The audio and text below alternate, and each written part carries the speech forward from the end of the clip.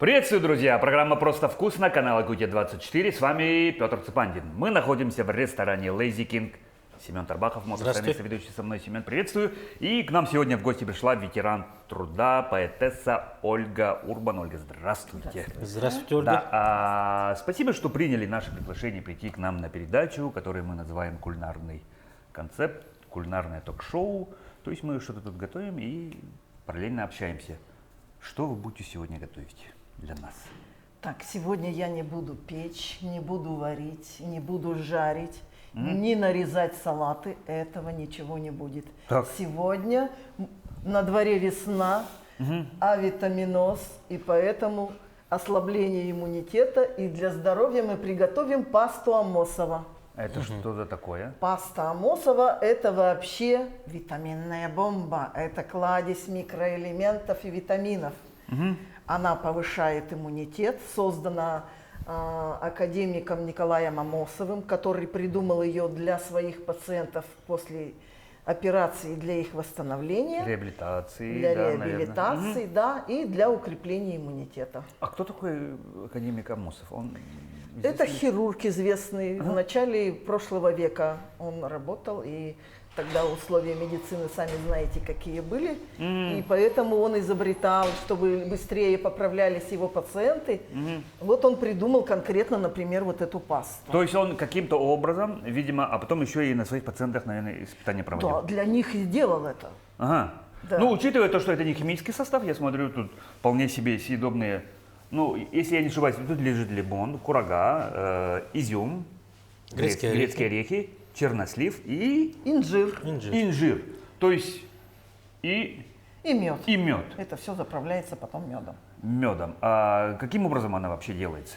Так, значит, берутся по 500 грамм сухофруктов. Здесь я принесла по 100 грамм. В равной консистенции. Ровно 1/5 часть. Сухофрукты по 500 грамм. Грецких орехов нужно 2 стакана, а лимон нужно целиком с кожурой. Цедрой прямо, да? Да. С кожурой. Да, потому что многие же просто, когда мы крадем это цедру, там выкидываем. очень много витаминов в шкурке. Да, Ее нужно вообще кушать, эту шкурку. Ну, то есть, И вот а на вкус она как получится? На вкус она очень вкусная. Вот это все перемалывается в мясорубке или в блендере, и потом все хорошо перемешивается и заливается медом. Готовую получившуюся массу выкладываем в стеклянные баночки. Меда тоже 500 грамм. Да, но мед тоже, вот смотрю, жидкий, да, вы говорите... Лучше жидкий. Лучше жидковатый, чтобы да. он действительно все растворил. Хорошо. Разнотравие подойдет. Вообще, я говорю, сказала, что вот сухофруктов нужно по 500 грамм, а здесь я по 100 грамм принесла. Да. И меда тоже 500 грамм. Ну, слишком много И вот возиться, это вот чтобы все, не было. значит, сначала промыть, потом перемолоть в комбайне или в мясорубке, все перемешать, залить медом, перемешать и сложить в стеклянные баночки и хранить в холодильнике.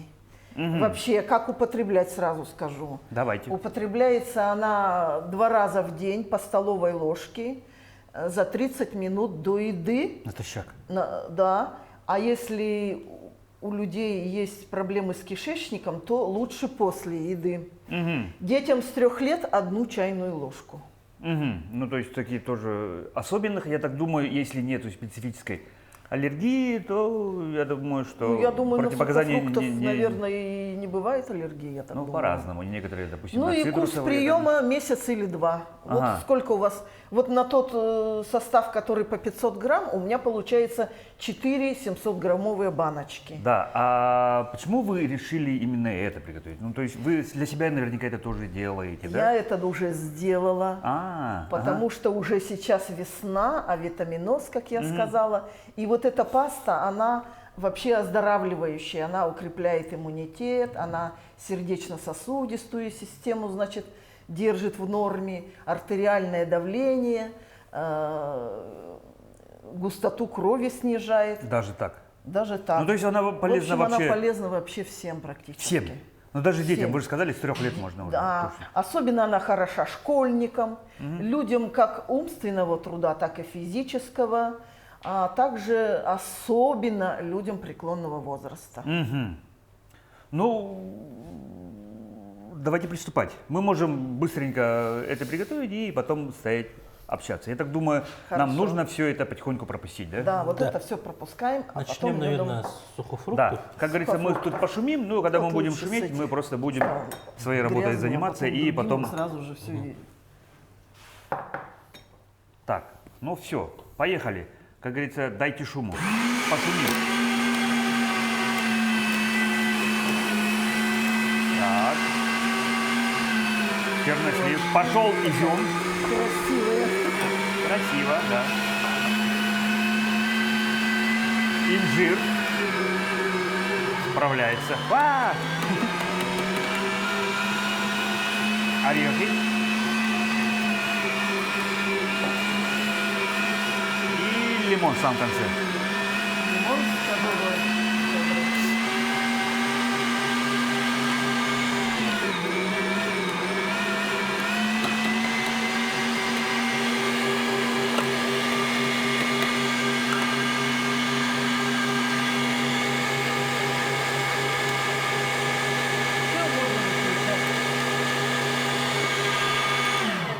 Все, можно выключать. Практически паста Практически готова. у нас уже всё Осталось готово. ее только заправить медом и перемешать. Смешать. Вот со 100 грамм вот получилось вот столько. Вы знаете, она вообще проходила, ну, какие-то там, я не знаю, как сейчас называется, клинические испытания, тем более, что это целый академик делал, Ну, я своим именем назвал. думаю, если она действительно имеет имя, может быть, даже она и запатентована, просто я не в курсе. Но Возможно, даже так. возможно, даже так, потому что это делалось именно для его пациентов, Ага. для больных. Это нужная вещь. Ну и как оказалось далее, что это нужно и здоровым людям тоже. Ну да, да, потому что, ну, Для поднятия особенно мы иммунитета. на севере, Особенно весной. особенно весной, когда нехватка витаминов, которые, как бы, сейчас же вообще тема укрепления здоровья, биохакинга, тем более стоит очень остро, скажем так, да, ну, актуально, я бы так сказал. Это будет всем полезно. И практически у нас уже все готово, у нас Только перемешать осталось. только перемешать и куча времени пообщаться. Расскажите, пожалуйста, Ольга, о себе. Я знаю, что вы заслуженный ветеран Сибирского отделения Российской академии наук, почетный землеустроитель республики нашей. Чем вы? Да, ну я что хочу сказать. Я Да. родилась в городе Якутске, Так. по сей день здесь и проживаю. Имею высшее образование по специальности математик. Работала в Академии наук в отделе прикладной математики и вычислительном центре. То есть на том ВЦ, когда были первые Перфокарты, огромные, да? перфоленты. ЭВМ занимали вообще огромное место Комнаты. со спортивный зал. И вот мы ходили, я была программистом, математиком, составляла программы для этих ЭВМ, разные математические задачи мы решали. И потом ЭВМ вытеснили компьютеры. И самый Потихоньку. первый компьютер, такой древний, не знаю откуда его, с какой помойки подобрали, принесли нам, поставили, и мы Персональный. ни инструкций, компьютер целиком, да, все там было. И мы вокруг него ходили и не знали, как к нему подступиться, потому что ни инструкций, ни руководства по эксплуатации, ничего этого не было. Какой год это был? Ну, какой год-то? 80-е, наверное. 80-е, да. Ну, Да. начало 90-х, конец 80-х. Конец 80-х, скорее всего, да. А почему вы выбрали профессию математика? Ну, дело в том, что когда я закончила школу, у меня не было никаких, Сомнений? скажем так, нет, я не знала, куда пойти учиться. Вот многие не знали. Вообще не знала. Ага. И думаю, ну, пойду когда-нибудь работать, а там определюсь. И так Ага. получилось, Но тогда же что- было, скорее всего, школа, производство, вуз. Ну, вот какие-то такие... Нет, это я сама. Просто у меня мама в Академии наук работала, Ага. и она меня, скажем так, вот у нас открылся вычислительный центр, новый отдел, давай туда. И я пошла туда работать на перфораторе, то есть набивала вот эти перфокарты. Это такой перфоратор, такой очень шумный, но я работала так хорошо, так четко, без ошибок, потому что если ошибки делали, математики возвращались и просили переделать без очереди, у меня такого не было. Меня заприметил один математик, руководитель группы анализа и моделирования случайных процессов Иосиф Вольперт. И ему понравилось, как я работаю, и он пригласил работать себе в группу. То есть у него в группе Научную группу. были математики, и он решил, что ему нужен свой такой оператор, который бы перфокарты набирал для его группы. 8 человек было в группе нас. И он я стала у него работать, вникла в математику, стала потихоньку программировать. Но меня это и затянуло. И они говорят: да давай, Ольга, поступай на математический факультет, Ну, то есть надо мы как тебе бы поможем. И теорию надо как бы все-таки и диплом иметь. Я легко поступила, даже на 5 сочинение написала. Ну, как говорят, у меня вот эта вот литература еще тогда была во мне, надо было туда. Но Ну да. судьба вот у меня... Тогда же всегда, да, сдавали вторым экзаменом, всегда русский был. да, вот. И они мне говорили: будешь учиться, будем помогать. Ничего подобного. Все сама делала. Ага. Это я и училась. И у меня уже ребенок к тому времени родился. так. А прежде Молодая чем семья, да, к сессии приступать, надо нарешать целую тетрадь задач Да. по определенному предмету. Это же математика. Ну, проработки, все Вот, зачеты надо сдавать, вот. да, лабораторные работы, Не, скорее ну всего. это потом уже, когда учеба. А перед сессией Да. надо самой нарешать задачи. Тебе дают задания, и ты должна их нарешать. Никто не помог ни в одной задаче. Училась сама, грызла гранит науки Ну, то есть математика сама. давалась легко. Да. Ну, Но то я есть и в школе хорошо все-таки училась по склонность к математике. точным наукам у вас Да. была, получается, да? Я- Потому что, да. скажем так, ну, не секрет, что люди делятся на техников, на гуманитариев, да? Ну, то есть гуманитарию математику научить довольно сложно. Многим физика дается очень сложно, хотя физика Вот вот мне наша физика жизнь. очень сложно давалась, а Но- математика, пожалуйста, у меня 5 были.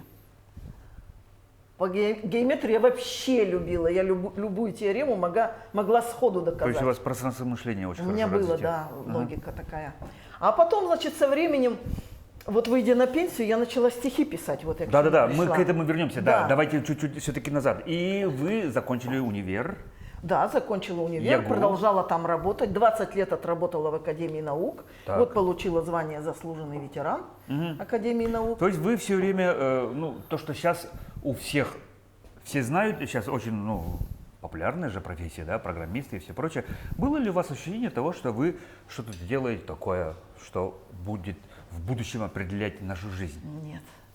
Ну, как Вы бы, да, знаете, обыденно я казалось. потому что была не программистом таким, какие сегодня айтишники, Да. а я была программистом-математиком. Программист — это составляли мы программу на языке программирования.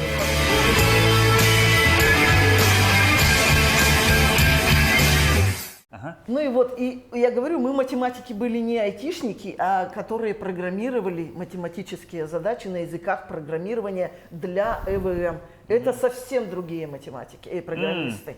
Поэтому я тогда не чувствовала, что это будет когда-то чего-то Все наше востребовано. Да, не, ну Нет. действительно же, сейчас мы живем, ну вот, век IT, век цифровых технологий, когда, ну, каждый ребенок уже со всем этим знаком. А тогда это казалось, ну, Это вот да, мы только-только, были да. пионеры, скажем Вы так. пионеры, да, потому что самая отрасль, которая больше всего развития получила, именно вот IT.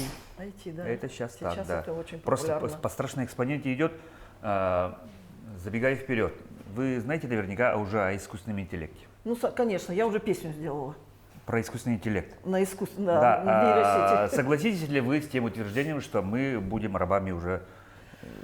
Ой, я очень боюсь этого, но, наверное, все к тому То есть идет. вы предполагаете, что это Предполагаю. может произойти? Может. То есть машины могут, как в Может. фильме «Терминатор», победить нас? Может. Да Роботизация. что ты смеешься-то? потому что- Это Роботизация, потому что она Роботизация. очень сильно развивается. Тем более, что реально по экспоненте идет, что у нас... Даже может- уже стихи пишет искусственный Да интеллект. все что угодно уже Мы делает. ничего уже не будем в этом. Возможно, что мы даже будем лучше. делать? Возможно, даже лучше. Ну, без души. Но без души, да. Вот ключевое. Без вот, души. Без души. Ну Да. вот если душу заэтовать. Итак, Значит, продолжим, да? Да, продолжим. Я О вас, отработала о вас, 20 лет на вычислительном центре, и наш отдел расформировывают. Почему? Потому что ЭВМ уже не нужны. Как? Компьютеры пришли. Персональные, которые уже сами Персональные, по к себе. которым мы подошли и не знали, как к ним, куда тыкнуть, чего. И мы вот так вот делали. Один математик садился, остальные вставали все кружком, и он тыкал. Ой, неправильно букву набила, что же сделать-то? Ну-ка посмотрим, какие тут еще кнопки есть. Ага, вот стрелочка, это, наверное, стирать. Давай-ка, ура, стерл. Вот таким образом, методом тыка мы учились работать на первых компьютерах. Персональных. Персональных, Ага, да. персоналки. Вот. Ну и потом на базе нашего отдела создали институт прикладной математики и передали уже в университет наш в Матфаку, ЯГУ. да. В ЯГУ. И основной костяк нашего коллектива перешел туда. Остальных кого куда, где разбросали, потому что там было определенное количество мест. А у нас было в отделе 60 человек. Вот. А там кроме нас еще из других университетских аудиторий пришли люди. Поэтому взяли не всех, но меня тоже в том числе взяли. Но потом я там проработал только года 4, и меня пригласили во вновь созданное предприятие «Земельная кадастровая палата». Так. И я там тоже с нуля начала работать. Тоже? Тоже с это нуля. То, что мы ставим земельные участки на кадастровый учет. А теперь еще и объекты недвижимости. И вот я тоже пионером была. Вот я пришла, 8 человек нас было. Сейчас где-то больше 250. Уже работает? Уже работает. Это, если я не ошибаюсь, это же не рекпалата, которая Нет. сейчас. Да? Сейчас Это постановка объектов недвижимости на кадастровый учет. Мы делали кадастровый паспорт этого объекта, и уже с этим кадастровым паспортом владелец шел в регистрационную палату и регистрировал право уже по нашим документам. На землю, на землю, на объект недвижимости, дачи, бани, гаражи. Туалет можешь зарегистрировать. То есть вы еще и с картографией знакомы, то есть вы не послушайте, знаете, межевание, все прочее. Естественно. Межевой все, да. план, все это делали, конечно, не мы. Потому что очень это важно. кадастровые инженеры делали, но они приходили к нам с этим межевым планом, и мы смотрели его, проверяли ошибки. Если какую-то неточность найдем, мы возвращали на переделку. Все равно последнее слово было за нами. Вот так я скажу. Итак, вы, опять же, были пионером, ну, то есть, соответственно, вы, скорее всего, и стояли, чтобы эта вся информация оцифровывалась. Правильно? Сейчас она же уже все в облачном хранится. Нету таких... Никто не носится с огромными картами, бумагами, правильно? Нет, это уже межевальщики делают. Да. На компьютере. У нас была программа «Геополис» 98, и мы на ней по готовой программе уже работали, ставили на кадастровый учет. Ну и, конечно, смотрели карту там, чтобы не было наложения участка на участок, координаты. Все это нами проверялось после межевых инженеров, вот этих кадастровых. Так что мы знали все то, что делали и кадастровые инженеры тоже. Вот я там отработала 17 лет, вышла на пенсию, получила звание почетного землеустроителя. И встал вопрос, чем бы заняться чуть дальше. Встал вопрос, чем бы заняться мне на пенсии. И вы? Но я поняла, что я на диване лежать не буду, потому что я по жизни всегда была активным человеком. Да. И всегда занималась спортом. Любым. Начиная со школы, я закончила спортивную школу. Какую? Спортивную школу нашу ДСШ по секции баскетбола. Серьезно? Да. Ну, скажем так, вы не... Но я не высокого роста. Вы не производите впечатление человека как баскетболиста? Да, нет. Потому что они же все... Видите, я какая сутулая. Нет, это от того, что мы всегда вот так мяч вели. Я по жизни вот так хожу. И мне всегда, как я на скандинавской ходьбе хожу, Оля спину, это у меня бич мой, это по жизни уже. И, значит, о чем я говорила? Баскетболе. Баскетболе, да. И потом, когда уже выйдя на работу, я была же молодым специалистом, я же пришла сразу после школы. Везде, какие бы спортивные соревнования ни проводили, меня везде. Лыжи, я, волейбол, я, ну не только я, молодежь вся. Ну, все были активные, да? Очень активно. И в художественной самодеятельности принимала участие. И была и дипломантом, и лауреатом конкурсов в художественной самодеятельности. Так вы человек-оркестр просто. Да. А потом, выйдя на пенсию, я решила писать стихи. Не решила, а само собой у меня так получилось. Во сне приходят стихи? Стихи приходят по-разному, вдохновение. Надо, чтобы был человек-вдохновитель. У меня такой был. Мой любимый человек. А можете по заданию написать, либо по просьбе? Это очень редко, это очень сложно. Да. Это очень конечно сложно. же, да? Но у меня такое бывает, что если что-то меня вдохновит, что-то мне понравится, что-то меня сильно заденет душу, у меня тут же выходит. Вот, например, недавний момент, когда на специальной военной операции на Суджу по трубе наши переходили, я в этот же день написала стихотворение. И вот так получается само собой? Само собой. Как будто? Как будто, но большинство стихов я пишу ночью почему-то. Вот я я ложусь и- вот- спать, вот я и не говорю. планирую, что будут стихи. Я ложусь спать, не могу долго уснуть, и ко мне начинают лезть строки. Вот я, я и про естественно, встаю, мне же надо их записать. Да, Многие быстро. на телефон записывают, я так не могу, потому что я не вижу предыдущих. Мне надо, чтобы предыдущий куплет было видно, и, соответственно, ему, чтобы в ритм и в рифму ложился второй куплет и третий. Поэтому я встаю, все записываю на бумаге, ночь бессонная. Утром встаю, я причесываю это стихотворение, я не спавшая, но я с Уже победой, у меня со созрело мое дитя. Да, вы, по-моему, говорили, что у вас уже больше 200 стихов. Больше 200 стихотворений. Больше стихов. У вас вот, же еще и книгу Вот издали. уже книгу выпустила, это в 23-м году. После этой книги у меня уже еще 50 стихотворений Еще. на сегодня. То есть скоро уже еще будет новый. Вот на вторую книгу спонсора ищу, Ага. чтобы вторую напечатать. О чем Это вы очень дорого. О чем вы пишете? У меня разные темы. У меня и философия жизни, у меня о любви много стихов, и на военную тему тоже есть. И еще есть, про природу очень много, вы знаете, наша Якутия такая богатая природой, да? И еще о скандинавской ходьбе пишу, кстати, мы сейчас позже про Да, мы неё вот поговорим. к этой теме И обязательно придем. еще вот хочу рассказать, что мой конек, моя любимая тема – это стихи о зеленом луге. Я очень люблю зеленый луг. Я в том районе родилась, в том районе жила, но в детстве я этого не понимала и не знала его.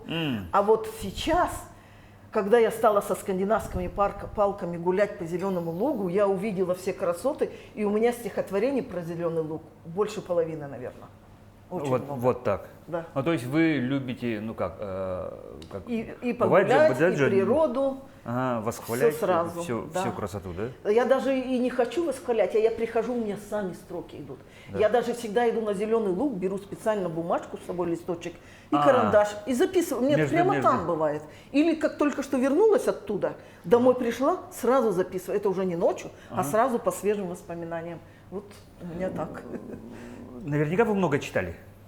Ну да, мы же в советское время жили. Ну, нам давали задания, да. Нам Советское давали задания время от жили. сих до сих. Вот Да. на летние каникулы, вот это, которые вне Да, школьной да. программы обязательно Ну, надо вне прочитать. школьной программы я, как правило, не читала. А вот когда мы уже в школе, на уроках уже изучали какое-то произведение, вот тогда я и читала. Ну, то есть вы тогда Чтоб свежая и память стихи тоже читали. А вот и стихи-то у меня, видите, я же говорила, что я математик, но уже работая математиком, у меня стали проклевываться такие литературные способности. Я еще начинала писать стихи, но не стихи, а такие поздравительные разные стихотворения. Зарисовки.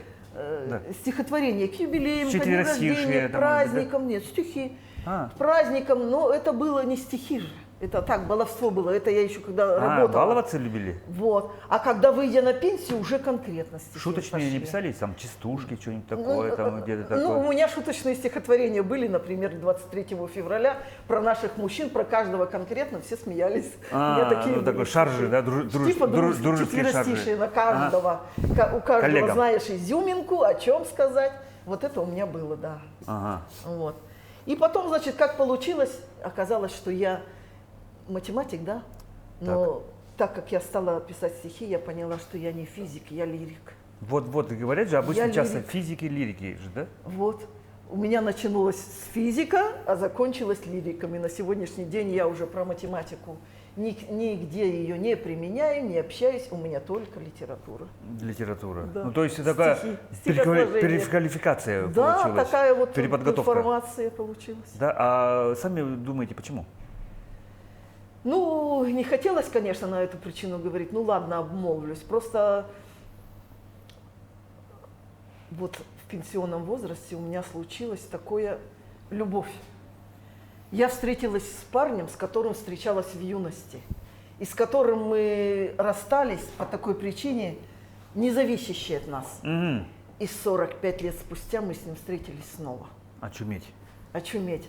И Так. вот это вот почему вы говорите, откуда начали писать? Вот у меня пошло вдохновение. К нам вернулась любовь, и пошли стихи. И любовь к зеленому луку тоже он привил, потому что мы там с ним гуляли очень часто. Вот отсюда все и пошло. А потом он уехал. Мы продолжаем общаться, мы на телефоне, это каждый день, это в порядке вещей. но стихотворения уже начали появляться не о любви, а на другие темы. И Да? я стала пробовать и то, это не то, что пробовать, это ко мне приходило, это все, по-моему, свыше. Ну, говорят же, вот посетила муза. Типа такого, да? Вот меня посетила муза в качестве моего любимого из детства, с 18-летнего возраста. И потом она продолжилась, когда он уехал, продолжилась уже в других темах. Ну, вот я уже говорила. И вы продолжаете, скажем и так... И сейчас я пишу про СВО, у меня уже очень много стихотворений про СВО. А скажите, тогда вы, получается, да, практически любое слово можете найти рифму.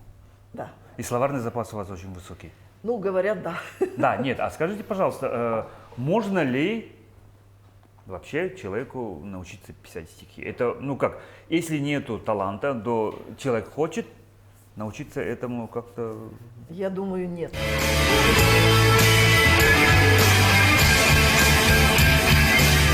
Но если, может быть, вот в интернете говорят, есть такие, значит, Программы. пособия, Да, нет, да. пособия, которые учат, как правильно читать стихи. Мне тоже говорили: Ольга, загляни, а я туда ни разу не заглядывала. Ну потому что же не смотрела, мне это неинтересно. изучают же вот литературный слог, ямб, хорей, там... Вот этого я даже не знаю, что это такое. Да, нет, ну изучают, почему, допустим, стихи Пушкина очень популярны, потому что они льются как музыка, ну то есть их читать приятно, они слова какие-то такие подбирают, ну вроде как бы мы все используем одни и те же слова, но у них в такую комбинацию ставить, что реально как музыка льется, ну, то есть они...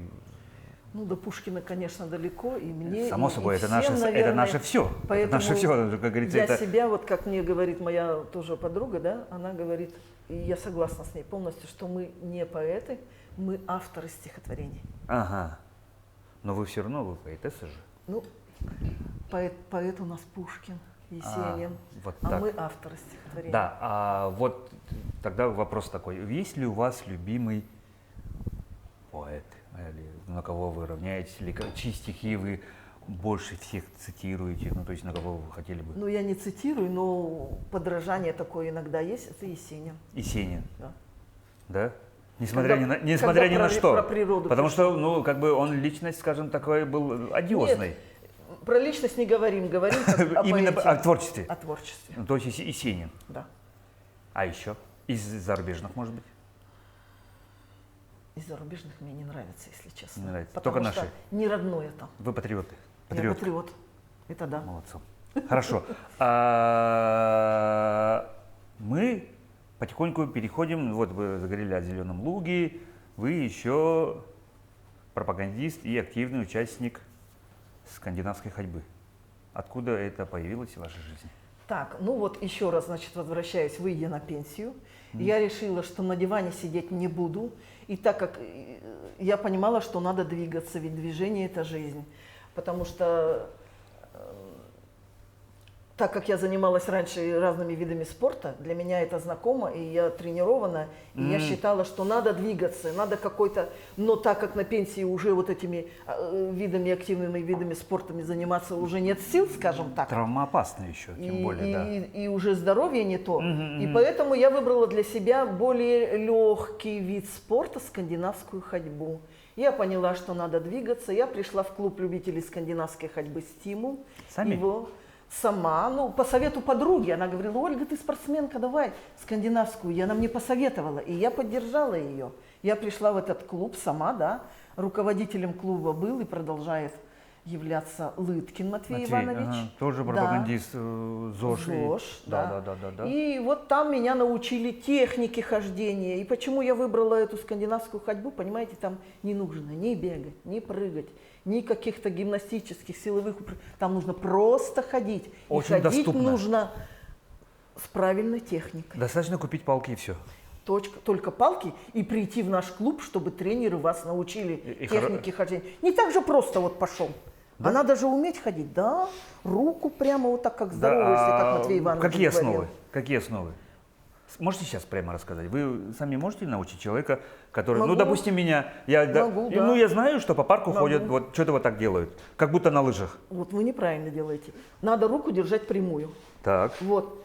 Вот как Матвей Иванович говорил, вот ты идешь, ты как будто здороваешься, руку подаешь, Здорово. вот так с палками. Вот так вот. Не надо сгибать в локтях ее, а вот так вот идешь. А потом уже А сгибаем. ноги вот так переминаешь с пятки на носок. С пятки на носок. И пошел. Голова прямо, осанка прямая. Почему мне все время тренер говорит: Ольга, спину, я же... Ну, я похож на робота. Ну, Если когда я вот так- будете ходить, это не будет так. Это когда с палками, оно не будет так смотреться. Ага. Голову вперед, спинку выпрямили и пошли. И пошла, и перемежаемся. пошла. В парке вот мы ходим, да, Ага. и вот я продолжаю, почему скандинавская ходьба. Ведь она же еще и дает настроение, потому что Заряд в бодрости. парке красота, лес, сосны, белочки, а сосновый воздух очень, Очень полезен полезный, для да, организма. да, хвойный именно, да. И потом там у нас скандинавская семья, у нас есть там сканди-домик в парке, где мы собираемся, проводим занятия вот рядом со сканди-домиком на полянке.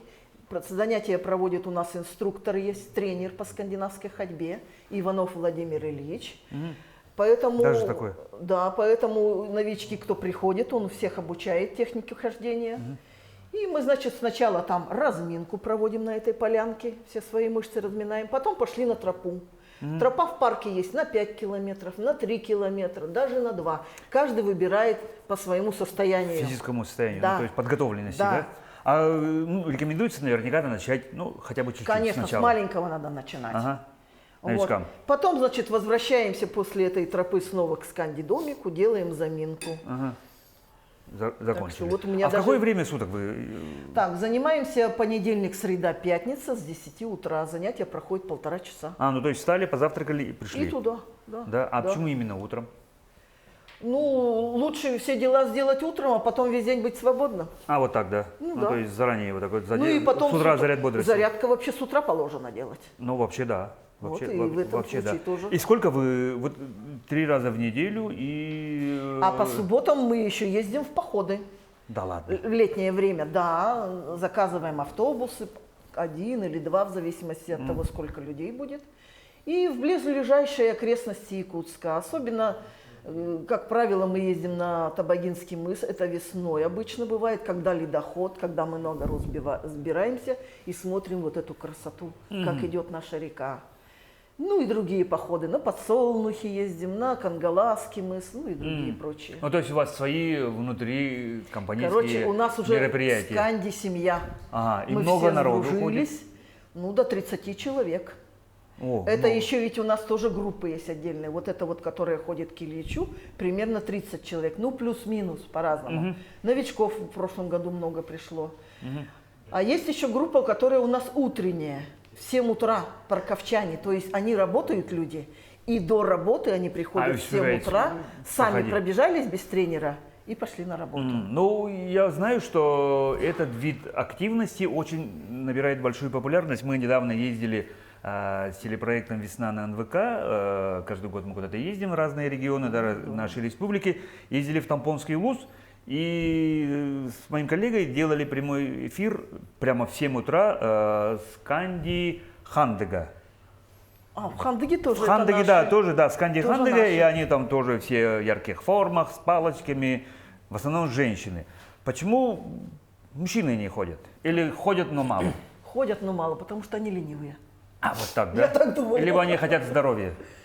Они ленивые. Ну и, может быть, у них другие интересы, охота, рыбалка та же. А, ну, Ну и потом же охота, рыбалка тоже же не постоянно. Они диванные люди, я скажу так. да, диванная аналитика, да. Но как бы женщины с возрастом более активны. Но согласитесь, что этим видом активности занимаются в основном люди, скажем так, среднего и пожилого преклонного возраста.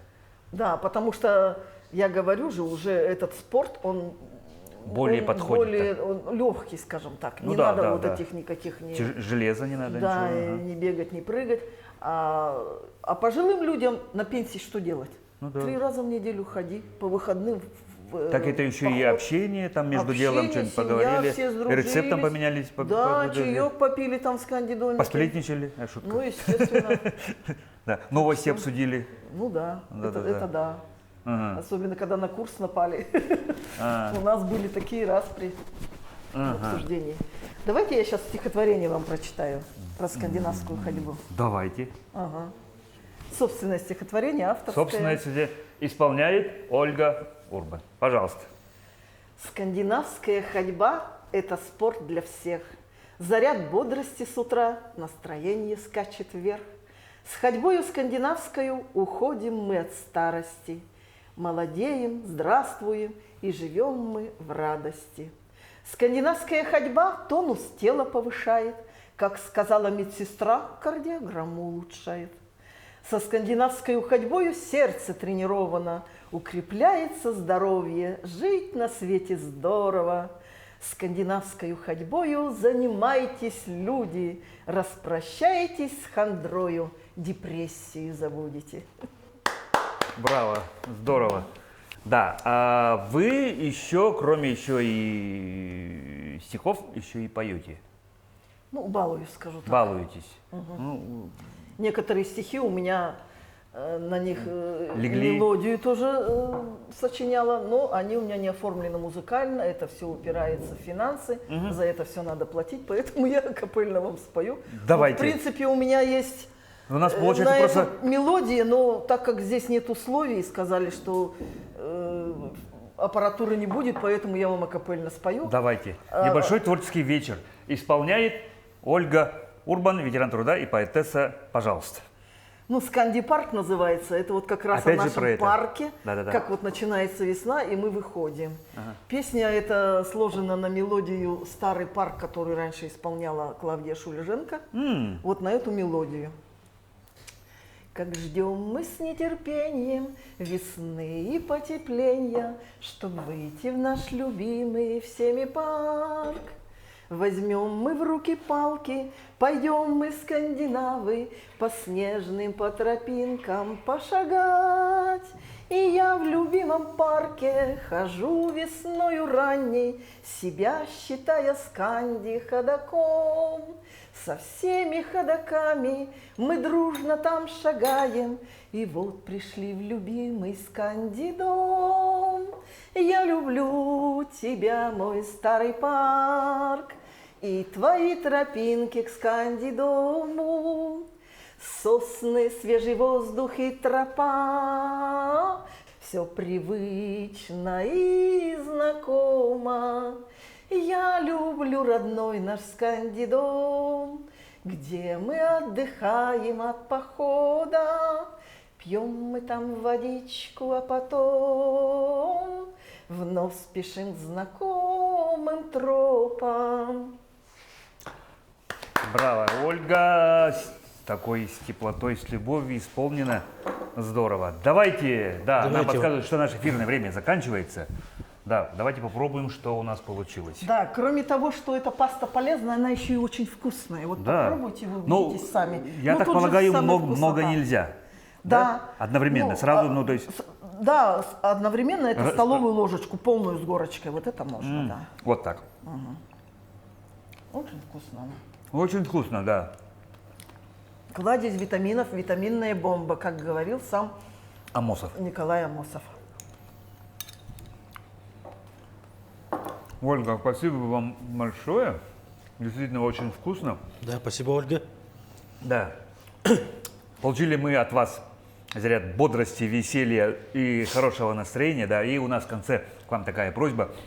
У нас такая добрая традиция есть. Пожалуйста, вот на эту камеру пожелания для наших телезрителей. Ну, дорогие телезрители, как я уже сказала, я вас всех приглашаю в наш Сканди-парк заниматься скандинавской ходьбой. Весна, тепло, берите в руки сканди-палки и шагайте. Хотите, гуляйте сами, хотите, присоединяйтесь к нам, к нашей сканди-семье.